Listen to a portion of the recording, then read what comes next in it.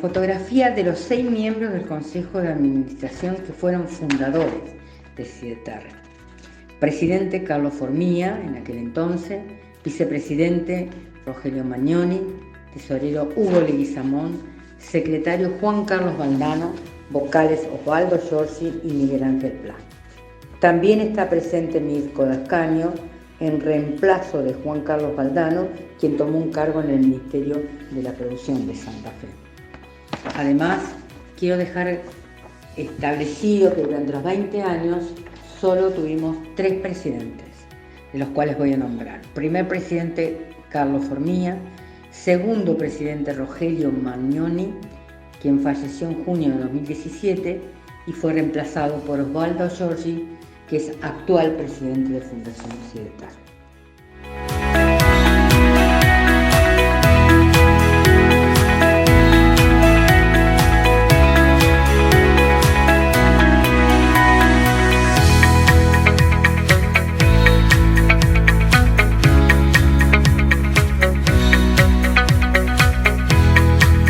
En el 2006, casi junto cuando conseguimos el crédito del centro del edificio, como nos vieron que presentábamos tantos programas de innovación de la máquina agrícola en Buenos Aires, vinieron una misión del BID y veía que estábamos aglomerados porque un clúster es la aglomeración de empresas en una zona donde está no solamente los terminales, sino los agropartistas, los de mantenimiento, los de educación, o sea, todo lo que lo compone, o sea, toda la parte territorial tiene que estar basada en el tema de la actividad principal, que es la máquina agrícola.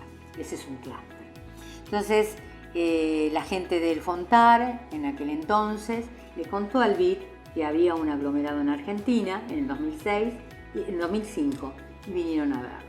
Hicimos una expedición, presentamos algunas empresas, visitaron unas empresas, hicimos un almuerzo de 100 empresarios en Sportivo, me acuerdo, donde los empresarios expresaron que necesitaban un montón de cosas, que había problema de un montón de cosas, y una de las cosas que marcaron mucho era que no estaban exportando, que solo exportaban el 3% de la producción hasta ese momento.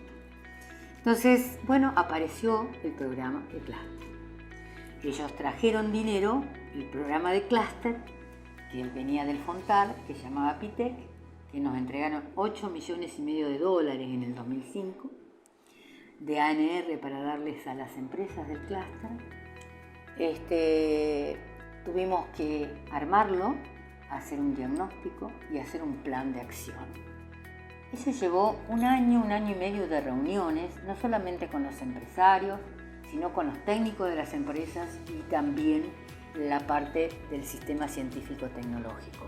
O sea, vino el INTA, el INTI, el IRAN, todos los que firmaron en aquel entonces una unidad, una CAP que se le llama, que es una asociación pública-privada, donde estaba el gobierno, estaba el sistema científico-tecnológico, o sea, el área del conocimiento, y la industria. Todos representados firmaron, eran 19 instituciones, firmaron el PITEC, o sea, ser responsable de ejecutar ese dinero que iban a dar. Entonces, a partir de ahí empezamos a formular proyectos comunes que eran necesarios para todo el clúster y proyectos individuales para cada empresa. Y así fuimos repartiendo los $8,5 millones que se transformó en $16 millones en aquel entonces, que terminó en el 2012, que le dimos, yo no me acuerdo, pero a un montón de empresas, ANRs, para que pudieran implementar cosas que habíamos hecho con proyectos comunes. Que era, por ejemplo, mejorar la forma de soldar, mejorar la forma de la pintura, el sistema de pintura, o hacer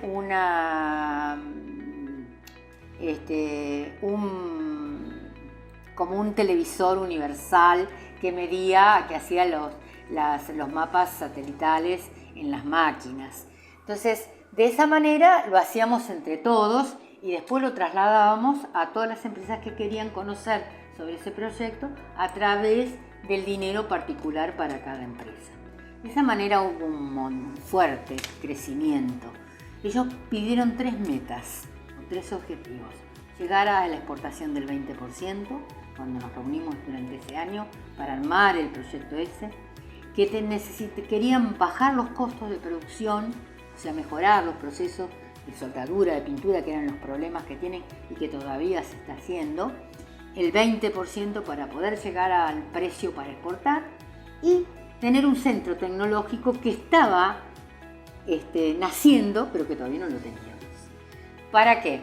Para acercar todas las instituciones de I+D+I, digamos, o sea, las del área del conocimiento, en CIDETER, para que después llegar a todas las empresas para asesorarlos y para ayudarlos a crecer. Y eso fue. CIDETER fue la intermediaria entre la universidad, el INTI, el INTA y todas las instituciones del área del conocimiento y las empresas, en la cual CIDETER lo que hizo es coordinar todo eso, escuchaba las necesidades de las empresas, los problemas que tenían y le tratamos de traer la universidad o el departamento de la universidad o el profesional para que le resolviera el problema que tenían. De esa manera fueron creciendo. Y otra cosa muy, muy importante para la exportación fue el Agro Showroom. El Agro Showroom, que no fue idea mía, yo siempre lo recuerdo, fue Tucci, con la cabeza de Tucci, que era grande, la cabeza, venía siempre con ideas. Y yo lo escuchaba, porque yo soy hacedora más que... Y él tenía sus ideas. Entonces lo fuimos a ver a Mario Baragaccini, que también falleció. Hay una falta muy importante para el sector. Y entre los tres ideamos el Agro Showroom. Hicimos el Agro Showroom, donde traíamos alrededor de 20 países, trabajábamos con Cancillería con los países destino. Primero hablábamos con los empresarios, le preguntábamos a los empresarios a dónde querían, qué países querían ir, y bueno, haciendo estudios de mercado, determinábamos los países donde podíamos llegar, y las agregadurías comerciales de los países elegían los distribuidores. Los traíamos a través de Pro Argentina, todos aportaron al clúster. Estaba Fundación Exportar, Cancillería, CEPIME, Gobierno de la provincia de Santa Fe, Gobierno de la provincia de Córdoba, Buenos Aires todavía no estaba, todos aportaban. Pero en un evento tan caro, porque lo traíamos 5 días, había como 40 personas, más los traductores, más toda la organización, que no nos alcanzaba con lo que conseguíamos de los gobiernos. Entonces, las empresas para entrar pagaban una cuota y hacíamos el showroom en Armstrong, donde se veía todas las máquinas divididas por todas las sembradoras juntas, todas las pulverizadoras juntas, todas las fertilizadoras, de esa manera. Después íbamos a Armstrong al día siguiente, donde Mario le daba una exposición sobre la siembra directa, que fue la entrada hacia la exportación, fue la que nos llevó a la exportación, y le hacíamos la capacitación en el campo con el movimiento de las máquinas. Y por último, había 2 días en las parejas, en el esportivo, que hacíamos la ronda de negocio. Por supuesto, la exportación que se logró, que yo hablo del 30%, favorecía también el valor del dólar, favorecía todo y favorecía la siembra directa. Cuando nosotros llegábamos a un país, o llegaban ellos y veían, y el INTA le decía que en vez de pasar 3 veces el tractor, tenían que pasar una sola vez para hacer siembra directa, tenían un 83% de ahorro de energía. O sea, de ahí quedaban con el tic de decir esto vale. Y bueno, le mostraban los campos y realmente la gente quedaba convencida. Empezaron los kazajstanes, los ucranianos, los de Rusia, traíamos de Sudáfrica, de Australia, y de esa manera también íbamos a los países Y para los agropartistas también íbamos a Estados Unidos, a Kentucky, que en una oportunidad se invitó a la municipalidad, que fueron a verlo y que vieron todo eso tan importante que era para el mercado de la exportación del agroparte, que actualmente hay 4 o 5 empresas acá que siguen yendo y que están vendiendo mucho, que cuando tienen baja producción los ayuda muchísimo esas exportaciones. Pero digamos, esto fue, como digo yo, esto no se hace solo, existe un liderazgo general. Yo cuando doy clase y cuento de los clústeres no nacen porque vos querés que nazcan, porque si voy a hacer un clúster y mañana lo hago. Esto nace por la idiosincrasia de las personas, y las personas que habitan esta región, y especialmente las parejas, son líderes en la gremial empresaria, líderes tecnológicos también hablando, porque fíjate vos lo que yo te decía de Castellano, que hacía su máquina como podía, pero lo hacía, o como lo hizo también Haroldo Escarpecio cuando llevó a Veroli, que hizo el arado articulado, lo vio, le tomó medida con los dedos en la Fran Pro Show y a los 15 días la tenía hecha.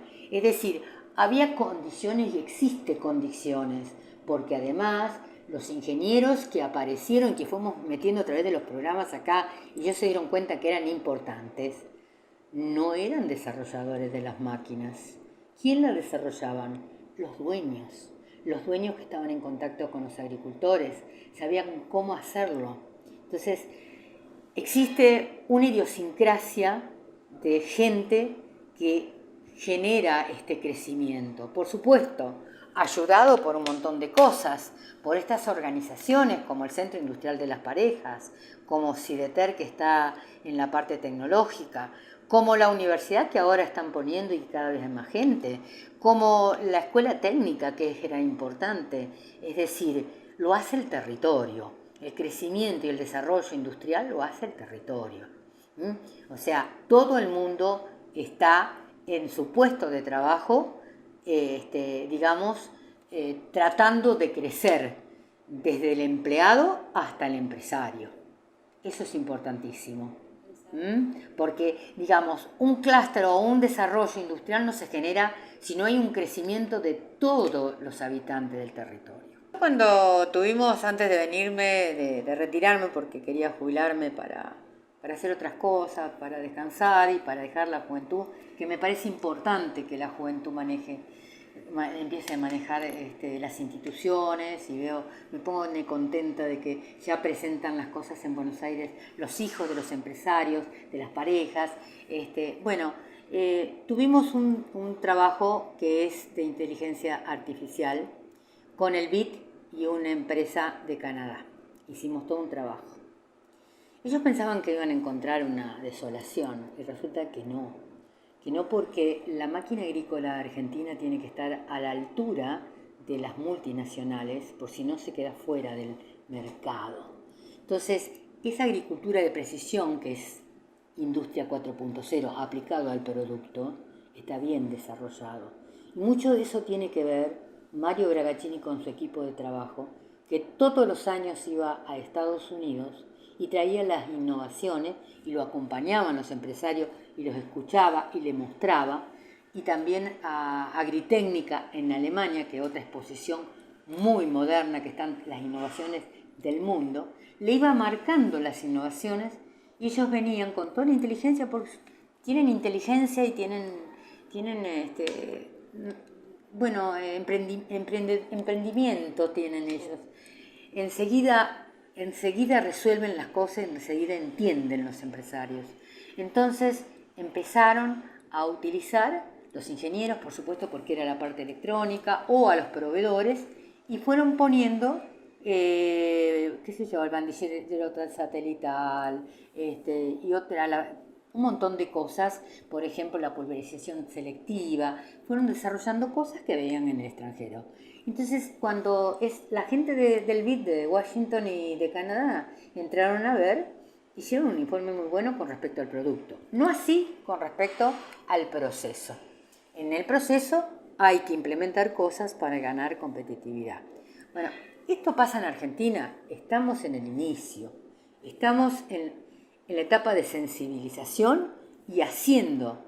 Esta mañana justo estuvimos hablando por una investigación que estoy haciendo con Adinra, con Orlando y la gente de la red de centro tecnológico, sobre Industria 4.0 y transformación digital. Y bueno, ellos están haciendo proyectos donde insertan en determinadas empresas para que se den cuenta que es factible y que es importante tenerlo y que ganan competitividad. Es lo mismo que hicimos hace muchos años cuando introdujimos el proyecto, el software asistido por computación, cuando fuimos utilizando lo que sería el costo industrial que no lo tenían, o sea que íbamos acercando, o los robots de soldadura, que fuimos acercando y se dieron cuenta, enseguida se dieron cuenta que ganaban competitividad en la empresa. Y lo fueron comprando y adquiriendo y haciendo esos proyectos. Lo mismo está pasando ahora.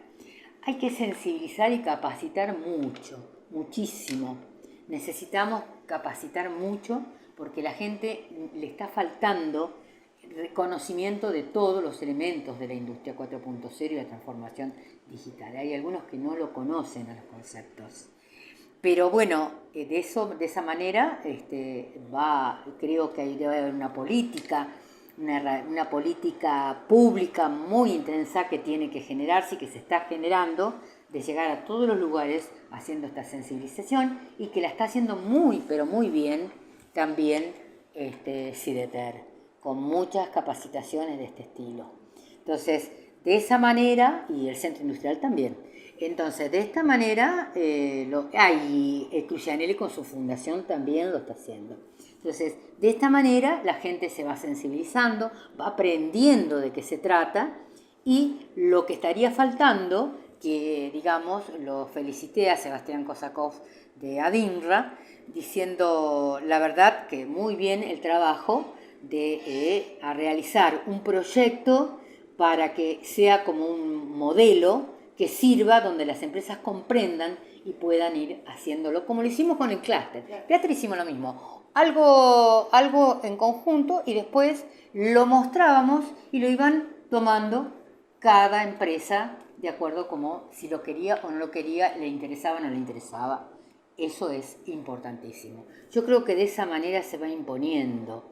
Hay mucha gente que está capacitando, muchos programas que están ayudando. Hoy salió la resolución de los nodos para el área del conocimiento, que es una nueva ley que apareció, que hay muchos descuentos del 50% en crédito fiscal para lo que toman empleados y los que exportan, es decir, ayudan a implementar transformación digital, o sea, tiene que ver con transformación digital, o sea, todos los programas están alineados a eso.